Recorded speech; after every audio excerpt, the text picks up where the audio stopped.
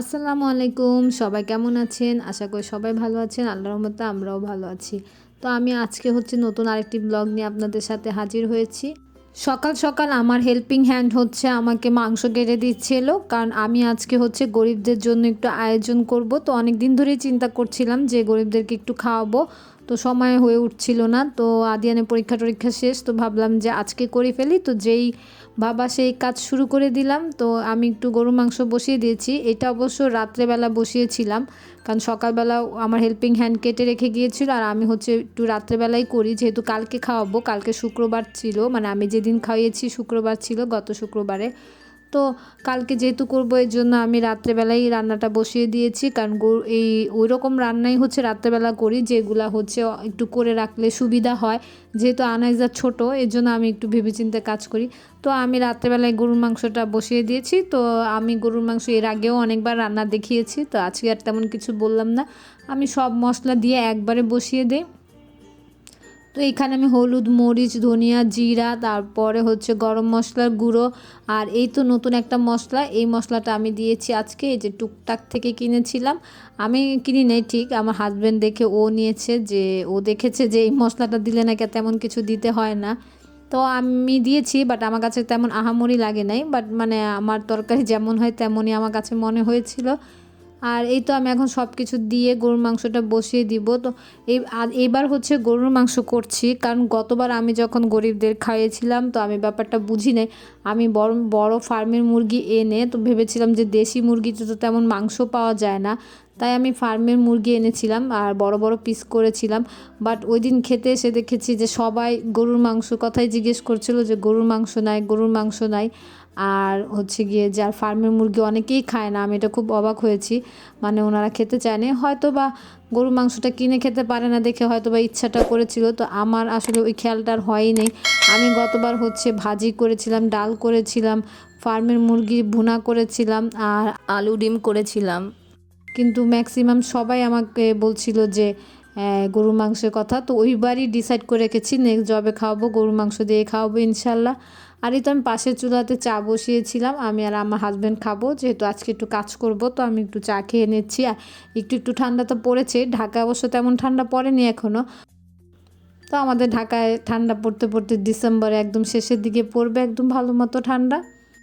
তো এই তো মোটামুটি তো আমার মাংস কথা বলতে বলতে হয়ে গেল, অনেকখানি হয়ে গেছে। তো আমি আর বাকিটুক করব না, এটা আবার সকালে বসাবো, তাই এখন রেখে দিব। আর আমি এখন ডিম আর আলু সিদ্ধ দিয়ে দিব, ডিম আলুটা সিদ্ধ করে রেখে দিব, সেটাও সকালবেলায় আলুর দম রান্না করব। তো ডিম আলু মানে আলুর দম যেটা, এটা আবার অনেক সবাই পছন্দ করেছিল, তাই এবার এই আইটেমটা রেখেছি। তো গতবার যেমন ভাজি আর ডাল কেউই খায় নাই, তো এর জন্য ওই দুইটা আইটেম আমি আর এবার করব না। তো ডিম আলু মানে এটা করব, আর গরুর মাংস করব, আর ভাত। তো এই তো সকাল হয়ে গেছে। তো আনাইজা উঠার পরে আনাইজাকে একটুখানি পটিতে বসাচ্ছিলাম, কারণ ও মানে এখন তেমন একটা বলে না, কিন্তু যদি বসিয়ে দিই তো করে ফেলে। তো আস্তে আস্তে অভ্যাস হয়ে যাবে আশা করছি। তো আদিয়ানকে এইভাবে পটি ট্রেন করিয়েছি। আর এই ড্রেসটা একটু খুলে দিয়ে দিচ্ছি, কারণ যেহেতু একটু ঠান্ডা, তো রাত্রেবেলা একটু পরাই। এখন যেহেতু সকাল হয়েছে, উপরেরটা খুলে দিলাম। আর বাইরে খুব রোদ ছিল, মানে রোদ আসছে, মিষ্টি রোদ। আনাইজাকে এখন মোজা পরায় দিব, কারণ এখন ওয়েদার চেঞ্জ হচ্ছে। তো যতটুকু পারি একটু বেশি যত্ন নিব, যাতে এই সময় ঠান্ডাটা না লাগে, কারণ এখন ঠান্ডাটা লাগার মানে সময়, তাই একটু বেশি যত্ন নেই। তো ওকে মোজা পরিয়ে দিচ্ছি, কারণ যেহেতু ফ্লোরটা একটু একটু ঠান্ডা। এই তো এখন পর্যন্ত ধৈর্য সহকারে যারাই আমার ভিডিওটি দেখছেন, তারা অবশ্যই ভালো লাগলে কোনো অংশ একটু সাবস্ক্রাইব করে দিবেন, আর লাইক দিয়ে আমার পাশেই থাকবেন। আর যারা যারা অলরেডি সাবস্ক্রাইব করে ফেলেছেন, তাদেরকে অনেক অনেক ধন্যবাদ। আর আশা করছি যাদের ভালো লাগলে অবশ্যই অবশ্যই সাবস্ক্রাইব করবেন। আনাইজাকে নাস্তা খাওয়ানোর পর এখন আমি আমার কাজে চলে আসছি। তো আমি এখন আলুর দমটা বসিয়ে দিচ্ছি। তো এটার মধ্যে আমি সব মশলা দিয়ে দিয়েছি, মোটামুটি গরুর মাংস রান্না করতে যা যা লাগে, একটু ধনিয়া, জিরা, হলুদ, মরিচ দিয়ে দিয়েছি, আর গরম মশলা, আর এখন ডিম দিয়ে দিলাম। তো আমি প্রায় 10 জনকে খাওয়াবো, তো আমি এর জন্য এখানে 11টা ডিম দিয়েছিলাম, বাট এখানে কয়েকটা কম আছে, কারণ আমি হঠাৎ ফ্রিজ খুলে দেখি যে ডিম নেই। তো আমি ভেবেছি যে পরে আবার 2-3টা এনে দিয়ে মানে সিদ্ধ করে মিক্স করে দিব। তো আমার হাজব্যান্ড আনতে গিয়েছিল, তো আমি আর ধৈর্য ধরতে পারছিলাম না, তো আমি কাজ শুরু করে দিয়েছিলাম, কারণ 2টা ডিমই তো মিক্স করব, তো সমস্যা হবে না। আর এই তো আমার গরুর মাংসের রান্নাও হয়ে গেছে। আমরা যেহেতু 6 তলায় থাকি, তো অনেক মানে ফকির ছিল যে 6 তলা উঠতে চায় না, বা কারো পায়ের সমস্যা বা কারো হচ্ছে হুইল চেয়ারে মানে বসে থাকে। তো এর জন্য আমার হাজব্যান্ড গতবার আর আমার শাশুড়ি বলেছিল যে 3 তলায় মানে খাইয়ে ফেলো। তো এইবার আবার চিন্তা করছিলাম যে আবার 3 তলায় নিয়ে যাব রান্না বান্না করে, মানে একটু ঝামেলা হয়ে যায়। তো হঠাৎ রাত্রেবেলা চিন্তা করতে করতে একটা বুদ্ধি বের করলাম যে ওয়ান টাইম বক্সগুলো কিনে ফেলি, তো এটাই মনে হয় সুবিধা হয়। তো আমার হাজব্যান্ডকে বললাম, তো ও রাজি হয়ে গেল যে হ্যাঁ এটা তো অনেক ভালো জিনিস, যে ওয়ান টাইমের মধ্যে দিয়ে দিয়ে তো যার হাতে দিয়ে দিব ওরা বাসায় নিয়ে খেয়ে নেবে, এটা খুব ভালো হয়। তো এই তো এইগুলা গতকালকে রাত্রে সব কিনে নিয়ে আসছিল আমার হাজব্যান্ড।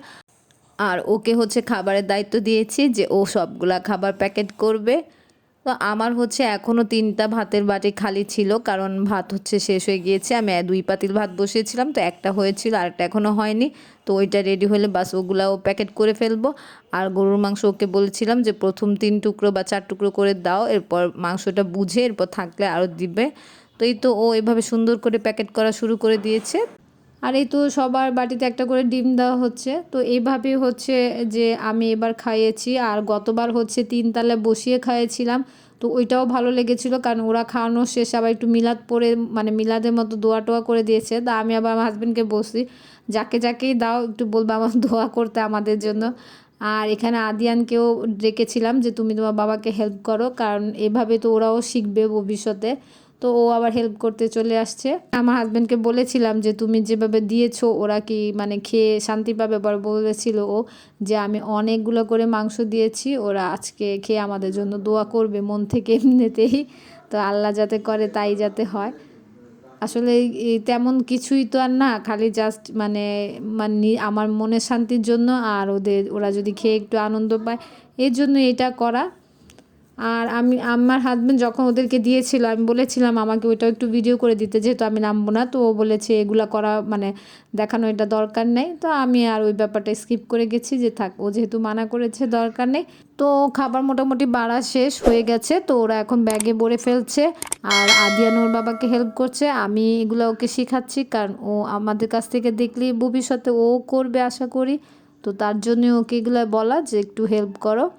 তো এ শুনে দৌড় দিয়ে চলে আসছে, ইভেন ও নিচে যাবে ওর বাবার সাথে খাবারগুলো দিতে। তো এখন পর্যন্ত ধৈর্য সহকারে যারাই আমার ভিডিওটি দেখছেন তাদের যদি ভালো লেগে যায় তাহলে অবশ্যই সাবস্ক্রাইব করে দিবেন, আর আমাদের জন্য দোয়া করবেন আমরা যাতে এভাবেই চলতে পারি। এই তো ওরা এখন নিচে চলে যাবে খাবারগুলো দিতে। আজকে এ পর্যন্তই, সবাই ভালো থাকবেন, আল্লাহ হাফেজ। আল্লাহ হাফেজ।